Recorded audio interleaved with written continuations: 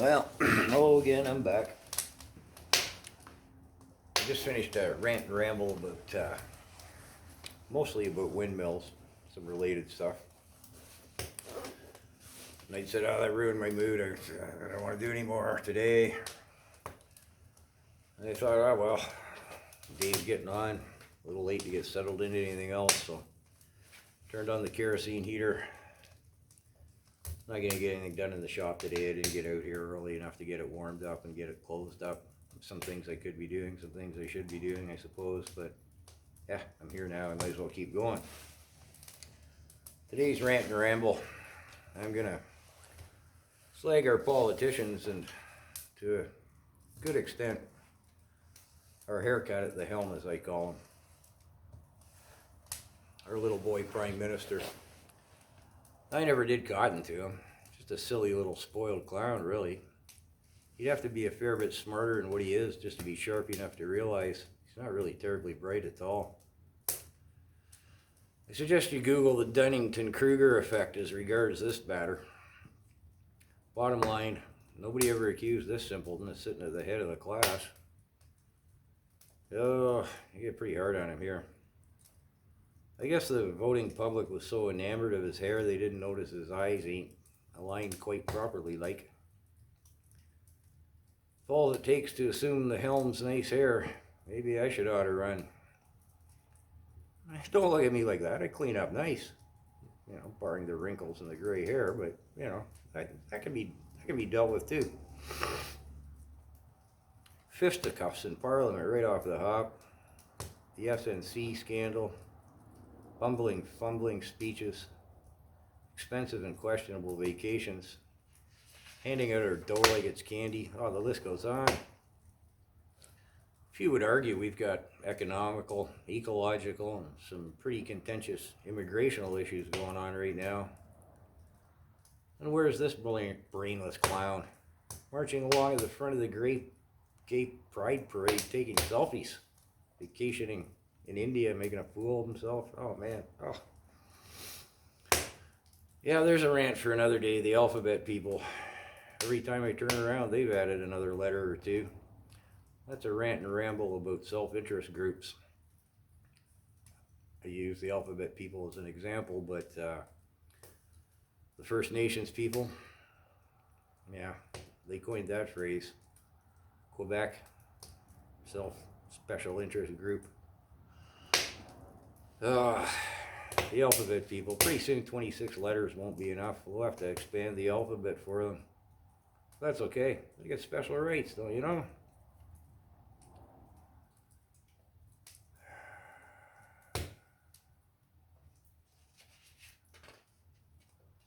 Well, I gotta go get a haircut. Vote common sense before it's too late for all of us. I cut that rant a bit short because I was awful hard on the fella. The thing is, he's not our problem. He's representative. He's a symptom of the problem. That's our apathy. Our apathy is a populace, letting these hogs at the trough run amok. Oh, where am I here? It's, bear with me a moment. I think here we go. Yeah, politicians. The hogs at the trough, as I call them. Oh boy, don't we have a plethora of material to work with here, folks. Quick overview of the money. Quick Google showed that the Prime Minister makes $357,800. I think since I Googled it the other day, he's gotten a chunk more, I'm not sure. Cabinet Minister, $264,400.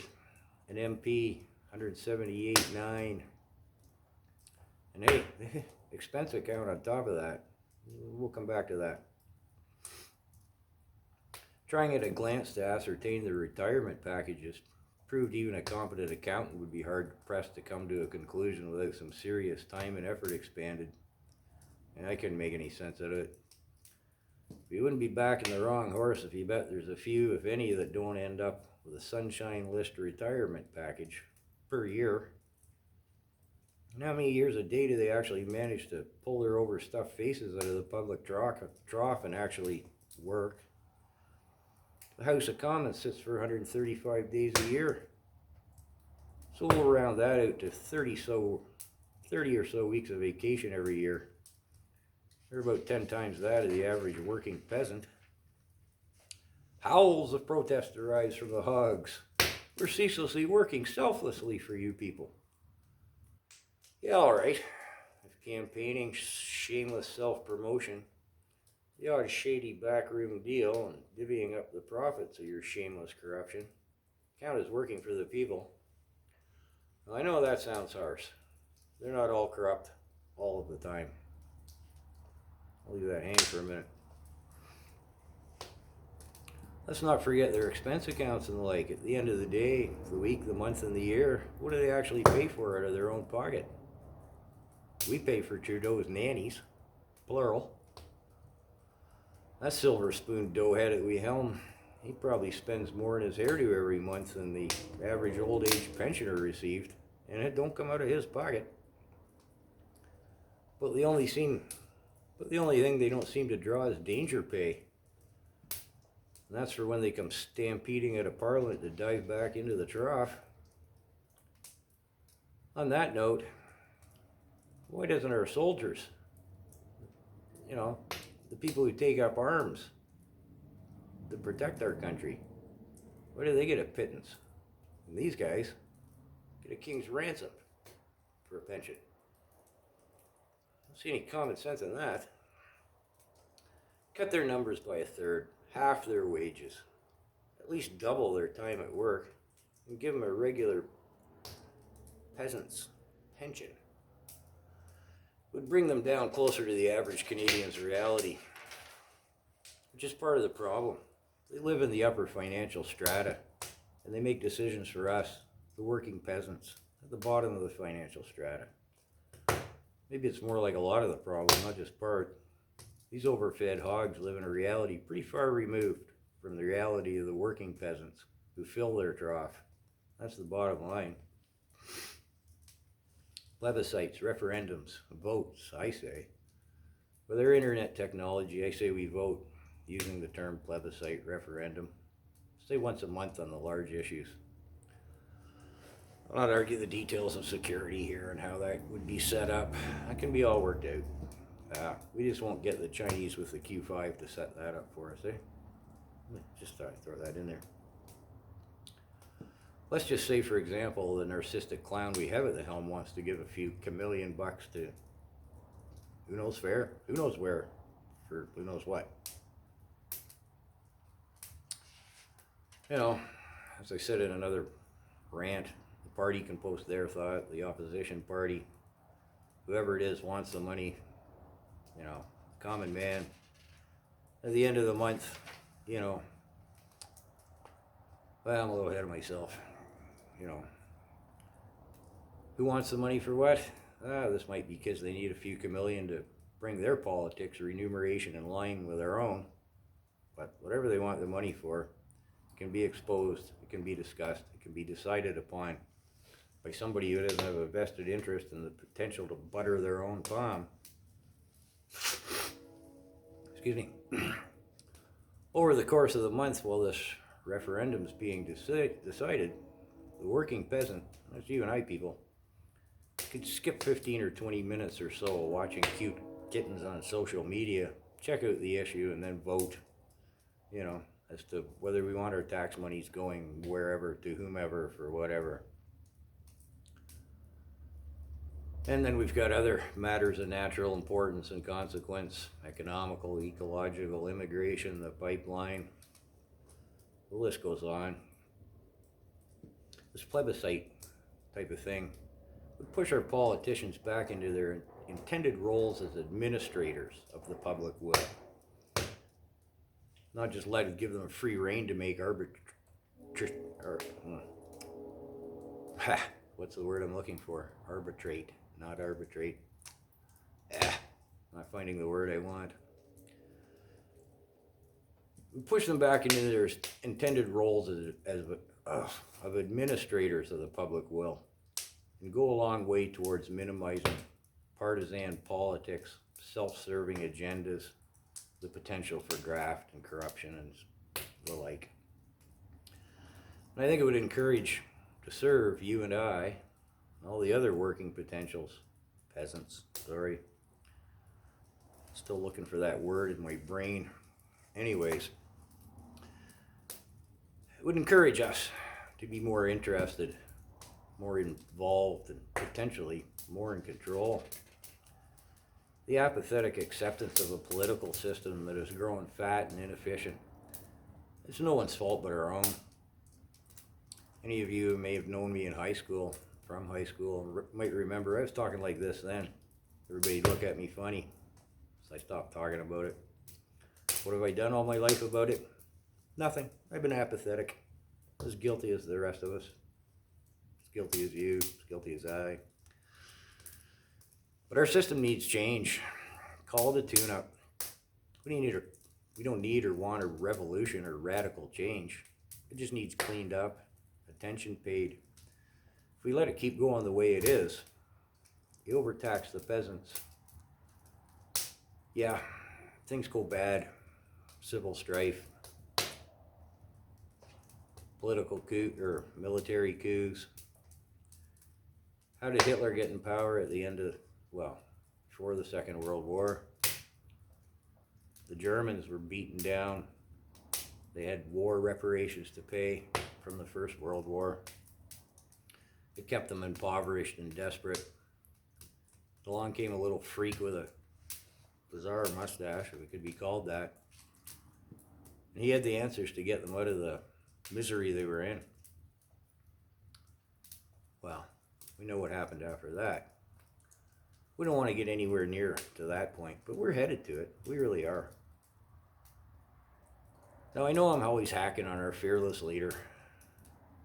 But when the captain of the ship thinks a knot's a bump in a rope, can't fathom a fathom, and thinks a plimsoll line's a nautical term for something you snort, it's difficult to resist.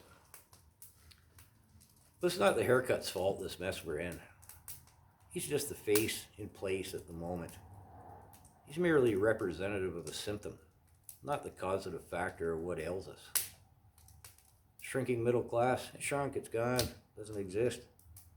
The average Canadian, they say he's a month away from being broke. Reality is he's broke by a month. Things came to a crunch tomorrow.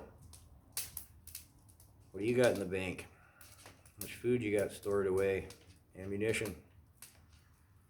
Yeah, we live hand to mouth. Just keep pulling harder at the traces. Hope we make it to the end of the field and retirement before the storm clouds come. It's got to stop. The governments, they're broke on all three levels. It might be the odd municipality. It might be one or two of the western provinces that are doing okay. But by and large, the debt figures are astonishing and seriously scary. And here's the thing. We've based our entire economic thinking on infinite growth. I mean, we've been doing this since the 60s. And what do we have now? Unprecedented, unfathomable debt, crumbling infrastructure. And yet we still think growth is the solution.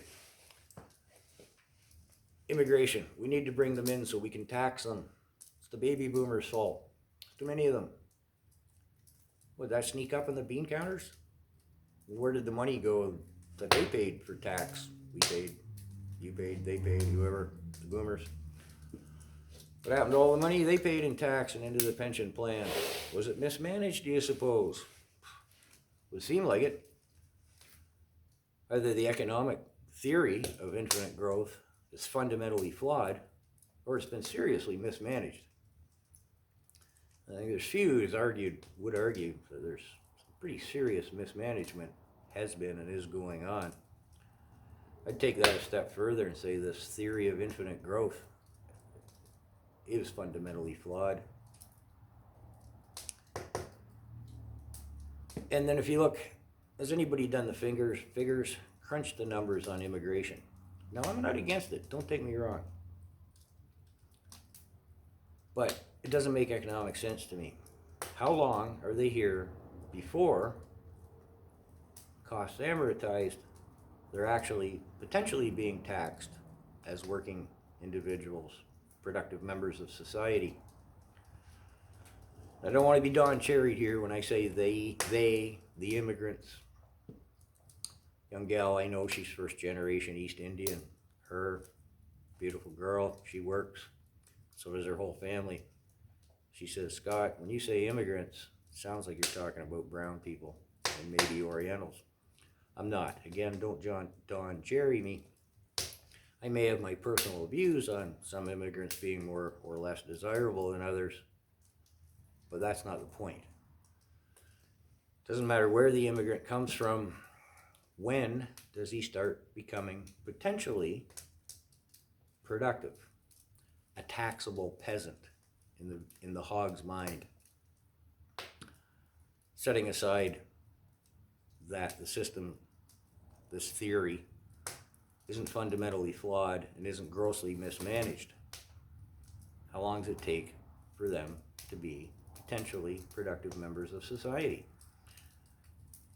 Until we clean that up, we're not getting ahead. When the peasants are taxed to the point of subsistence poverty and the royal coffers are beyond empty, how can you delude yourself into thinking this scheme is working? And we're pretty well there. The working peasants, what? Even by the government's accounting, 50% of our money goes right to them. The other 50%'s taxed every time we buy anything we need with it. Oh, there's no tax on food. Well, there is on the diesel fuel that ships it. There's tax on everything. What's left at the end of it all? You buy a few lottery tickets out of desperation and hope, because it's all that's left to you. That goes into the government coffers too. And yet, they're still broke.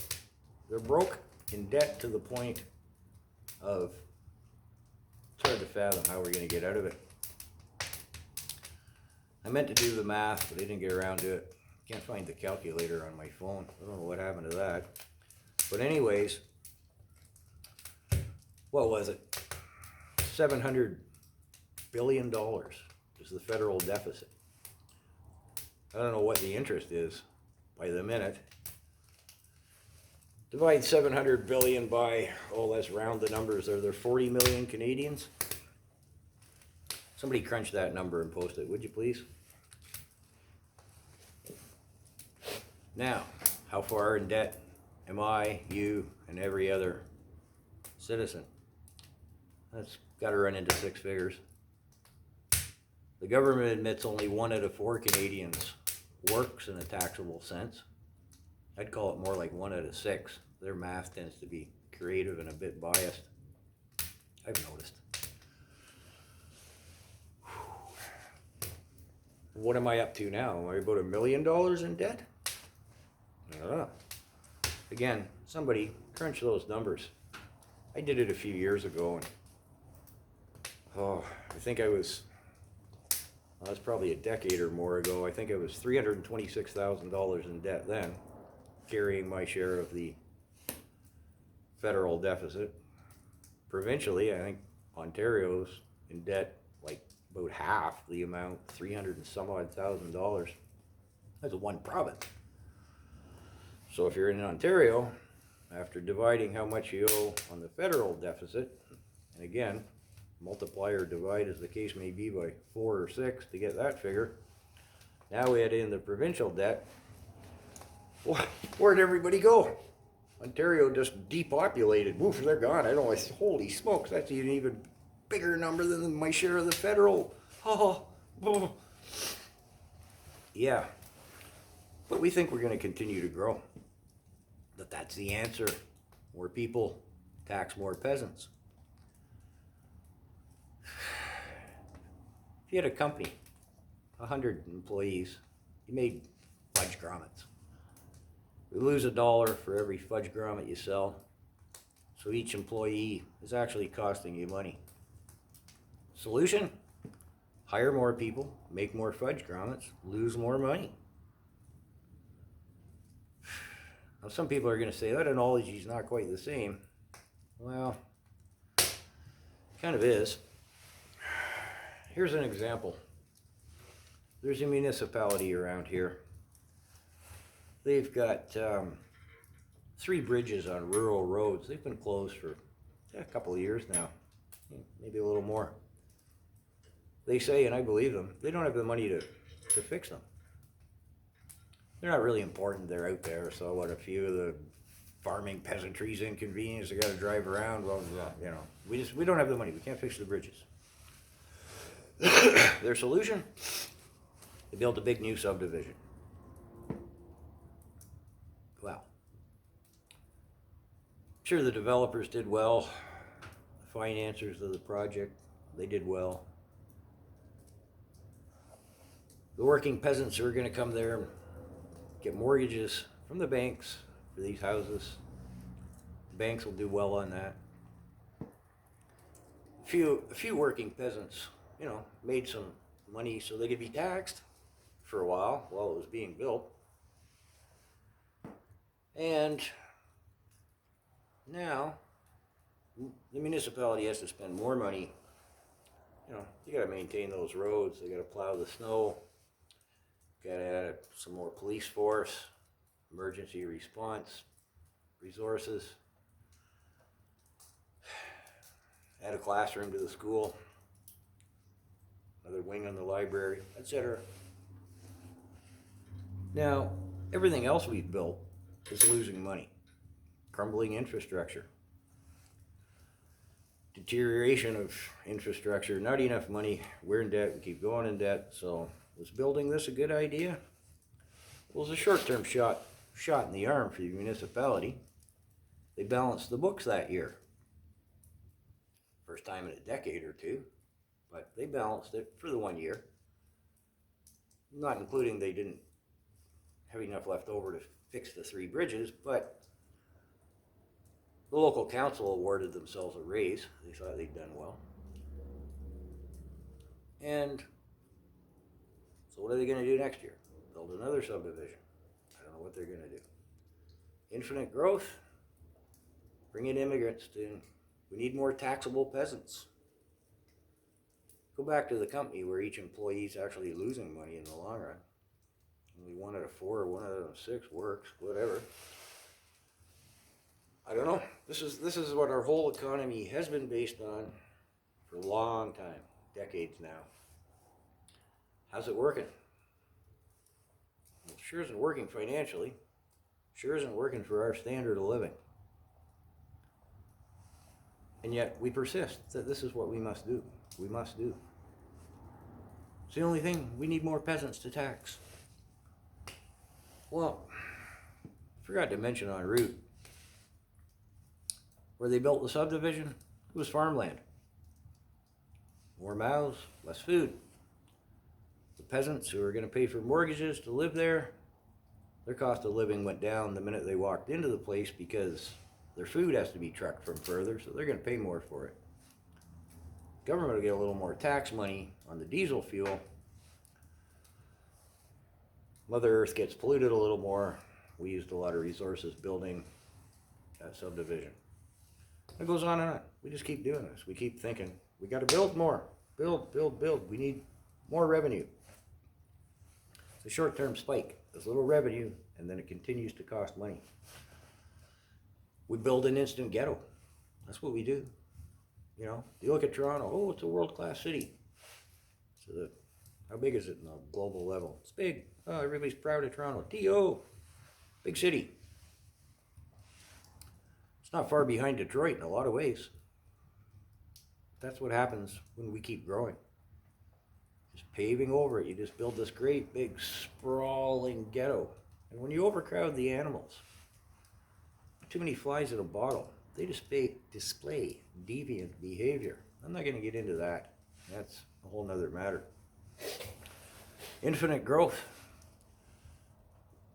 Yeah, you guys there in Ottawa at the trough, how's it working so far? Seems to be working well for them. They're making lots of dough. Most of it, hopefully legitimately, comes off the back of the peasants. And we sit here and argue which hog has a better haircut, which one's more or less for immigration or pipeline or whatever, to say the issue of the day downplays the importance of those issues. And I don't mean it to. But there's no accountability. There's nobody reining this in and saying, hey, I don't think this is working. I think it's flawed. I don't like the thought of being indebted further, personally, provincially, federally. I don't want my country doing this. And it's fracturing us. The western provinces, when I went out there, I don't know, 40 years ago, it's kind of appalled to discover the western provinces, they don't like Ontario. Why? What are we doing wrong? You know, I was young, I was naive, and paid any attention to any of this stuff. Well, they feel we make all the decisions and get all the money and squander all the money. They're right. I'd be hard pressed to argue if BC, Alberta, individually together stepped up and said, hey, we've got enough. We've got our books balanced. What are we doing supporting the rest of you with your ill-fated notions of infinite growth? We've let the Native First Nations people, we've let them create a culture within our own country. Now, I'm not going to get into arguing, were they wronged, how do we correct that? But we've let them get right out of hand. They're a special interest group that is a separate culture within our own society. Our police can't even go on their reserves. They have a green card, they don't pay taxes. We funnel money to them like crazy. We're scared of them, politically scared of them. 96, I left BC. There's 100 acres of waterfront property came up. Where do you get that on a global level? Waterfront property in a, world-class city. Crown land. What are you going to do with it? Well, we're not going to do anything. We're scared the natives are, going to claim it with land claims. Whoa. We're scared of them. We just let them run amok. Now, I don't blame them. If I was First Nations, I'd be doing the same thing. Quebec, we keep throwing money at them, special interest group. Did I mention in this ramble about the alphabet people? They have special rights because they have a unique sexuality, is it? I don't know. Why do they think they've got special rights? Why are we spending money on a parade for them? I'm a taxpayer and paying money for you to celebrate your unique sexuality. I'd rather it went into the public education system or somebody who actually deserves it. Somebody who's handicapped, ill, sick, injured, pension for a soldier.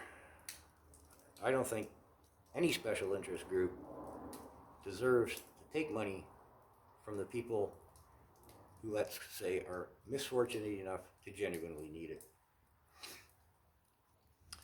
Look at the eastern provinces. Never hear a peep from them. Happiest people going, Anybody who's traveled down there says, friendly, happy people. They're broke, they're poor. They always have been. They don't have much in the way of resources. Some potatoes, some fish, some trees. Nobody's really interested in them. Nobody talks about them. They don't have enough money. They don't have enough bodies to be politically influential. We ignore them. They ignore us. They're happy people. Oh, infinite growth. Yeah, let's just keep on that track, people. And I'm getting on in years. Probably won't happen in my lifetime, but I wouldn't bet it'd be long after. We're going to be headed for some pretty serious civil strife. Our apathy, this is a causative factor. I don't have the answers. One small chip at the answer, plebiscites, referendums. We hold the troughs, hogs, hold the hogs at the trough accountable. They have to answer to us instead of just making arbitrary decisions. That's the word I was looking for earlier. Arbitrary decisions of monumental consequence. With, oftentimes their own vested interests at heart. But whether that's lining their pockets, filling the trough, or buying votes, the perception they're buying votes, whatever. The only thing I can see is reining them in, getting some accountability happening, applying some common sense. We don't need a revolution. We don't want one. We can't make these changes overnight. Again, I don't have the solution to our economic problems other than to be pretty certain the path we've been traveling, and they want to continue to travel, pretty well time proven it's not working. We need change. And I guess that's about all I have to say. Comments. Oh yeah, I hope I elicit them for miles down the page. We need this. We need people talking and thinking about it. And we need to stop voting on silly little issues. You know, do you like his hair? All right, that's it. Thanks. Hope I offended a bunch of people, antagonized a bunch of others, and got everybody else thinking. Common sense. This ain't all that damn common anymore, is it?